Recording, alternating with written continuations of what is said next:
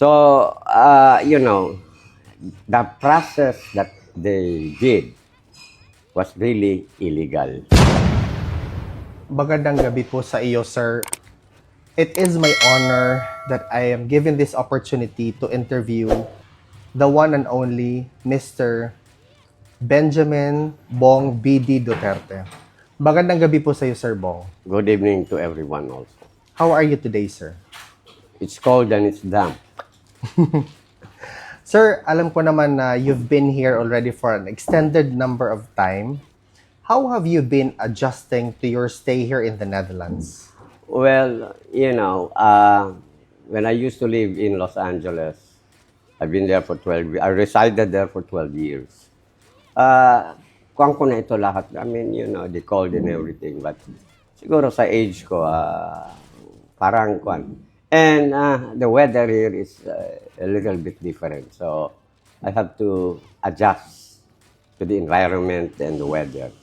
So medyo uncomfortable sa akin. But, this is how it is at The Hague or in Europe. It's in Turkey. So, okay lang. I have my warm clothes with me, so okay lang. Sir Bong, what has been the most challenging part of living here in the Netherlands, and what has helped you cope? Coping it's a little bit of adjustments of everything. It's, it is my duty because, my brother PRRD is in detention. And it is my duty as a brother that I have to be here to watch over him, for various reasons. Health-wise, his well-being and everything. So, kailangan talaga. I have to be here. Sir Bong, alam naman natin na nandito ka to support your PRRD as what you have just said. What can you share with us about the former President Rodrigo Roa Duterte's current situation inside the ICC detention facility? In the first place, if we are really going to look back on everything, I would call it, they say in layman's term is kidnap. I would say a special rendition. So, the process that they did was really illegal. Because, dapat talaga, PRRD is supposed to answer all the allegations. All whatever, they say about crime against humanity. It's in the courts of law in the Philippines, not here. So, ibig po ba sabihin, sir, na former president is not afraid to face any prosecution as long as it is within the courts of law in the He Philippines? is prepared for that. But in the courts of law in the Philippines, not here. He doesn't need to answer all these allegations here. Because in the process, you have to face the courts of law in the Philippines. Sir, how is our former president emotionally? Emotionally, I would say he's a little bit disappointed because, the rule of law was not followed. Now, being a lawyer, he's a fiscal and everything, the rule of law, in our Philippine courts, in our country, should be followed. Why would he have to face all these allegations, the so-called violation of human rights, crimes against humanity here? For me, personally, it's all politics. Sir, every time he receives a visitor, how does he normally react? When he was brought When he here, receives a visitor, sir? Every time he receives a visitor inside the ICC detention facility, when you arrive inside the premise, how does he normally react? well, probably, he was just dazed about, why am I here? This is not the right process. So, well, since It was already probably he already realized that this is politics and I would say it is not only a few people from the top to the few people who orchestrated his being kidnapped here. But I think there is also a third entity, which I will not mention, that is involved in this. So it is politics, it is geopolitics, it is everything. Sir, on a different note, how does it feel like to be a brother of a former president of the Republic of the Philippines? As a brother, he is my brother. But because, he is in the limelight, uh, in a way, if he gets into that kind of trouble, of course, as the little brother, I am always there for him. Did you ever imagine, sir, that your brother would be one day become the president of the Republic? No, we never thought about that. It was the clamor of the Filipino people, especially in Davao. Yes. Because during the time, 2015, where, when he ran for the presidency in 2016, majority of the Filipino people wanted change because during the previous administration, they already saw the flaws and everything. So, in a way, the majority of the people wanted change. So, that's why he decided, okay, I will give it a shot. But there was no you know, he will be the president of the Philippines. You never even imagined, sir, for a second that he will become the president. No, I don't think so. In fact, during the time, the odds were really, Slim. it's a long shot. So, for us, well and good if he wins. If not, that's his destiny. Yes. Sir, what is something about the former president that you think that people do not really understand or know? Well, for the Dabawenyos, people really understand who he is. Many of the Dabawenyos knows how a compassionate person he is. The only problem is the oligarchs and the other elite group in Manila thinks that, who is this Provinciano to be introducing to us the orthodox way of governing the Philippines. So, to them, they have to paint him black for the rest to be white. Yeah. Sir, every time you see your brother, the former president, inside the ICC detention facility, what do you feel, sir? Seeing It him bleeds my heart.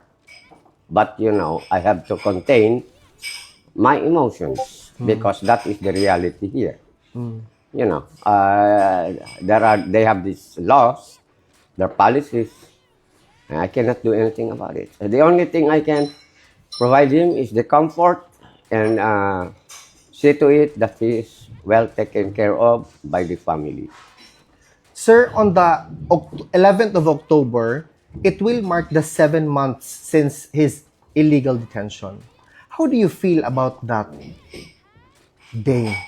7 months na po nasa loob ng ICC detention si PRRD. I think, ICC should really reassess everything, considering his age also and his medical issues. They have to reconsider that. They have to make a decision on really what he is qualified for the interim release. Yeah. So they have to gauge that. They have their own people there. They have their own medical or whatever. So they make their own assessment. And then probably compare it to other, medical practitioners about his health issues. But him, considering his age, you know, in Europe, there is always the saying that they are very particular about human rights. Correct, sir. Okay? So, I would like to ask now, this government, are you considering also his human rights? Sir, how has this situation affected your family, you think? Oh, very devastating. I mean, uh, he, when you say crime against humanity, he is not one of those, you see in TV, the portrait about, genocide and everything. That is baloney. That is, all propaganda. It's just because, the present government doesn't want him or another Duterte to sit as president. Sir, what do you think keeps your family strong during this difficult time? The more you do this to us, the more we are solid as a Duterte family. Thank you so much for that, sir. That made me a little bit emotional. Thank you. Sir, you mentioned earlier about the third party or whatnot. Let me look into that statement. Some of the people, really, especially Filipinos, shamefully played a role in bringing the former president into the ICC custody. What message do you like to give to them? Um, Let us stop this politics. ICC is a court of law also. But you should put it in a prospective manner that in the sense, you stick to what the allegations are. So, if I may, the legal minds and all that, be perfective in your motive for a guy who is 80 years old, is no longer in politics, he has no longer the influence, power over people. I would appeal to all of you, please consider his human rights and let him live in peace. Sir, there are a lot of circulating claims associated to misinformation about the whereabouts of the former president, particularly that he is already in Japan and that the family is just making it appear to the Filipino people that still here in The Hague. What is your reaction to these reports and how do you respond to those people or individuals spreading the false information? You know, we all know that there are paid bloggers to do that, uh, spreading fake news. My only appeal to you and answer is this.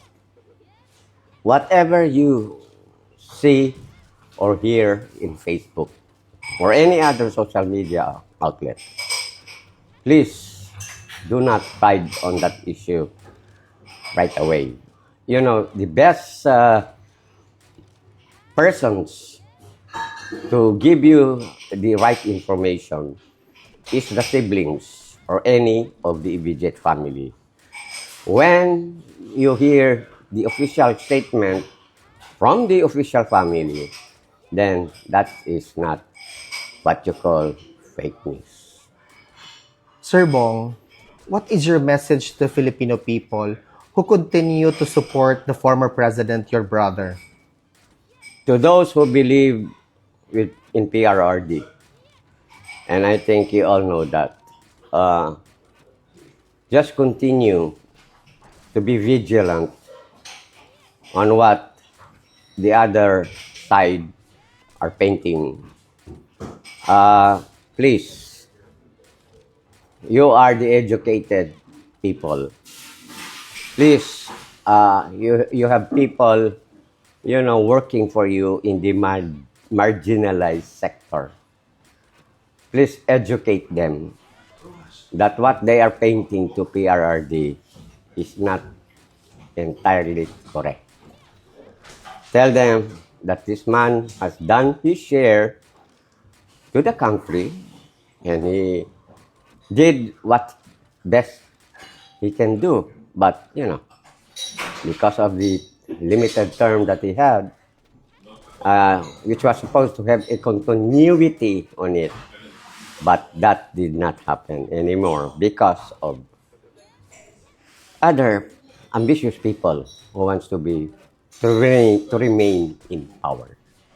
Sir Bong, what do you want them to remember, the Filipino people? Or what do you want them to continue thinking for what they're standing for? Well, I'll just say this. PRRD did his share. Being a mayor in Davao, he did what he had to do uh, regarding the peace and order. He did also what, when he was in the national level. Mm-hmm. He did everything. But, politics is come and go. So I just hope it will leave a memory to those who really know him, who love him. Uh, Please continue what he was advocating for. Sir Bong,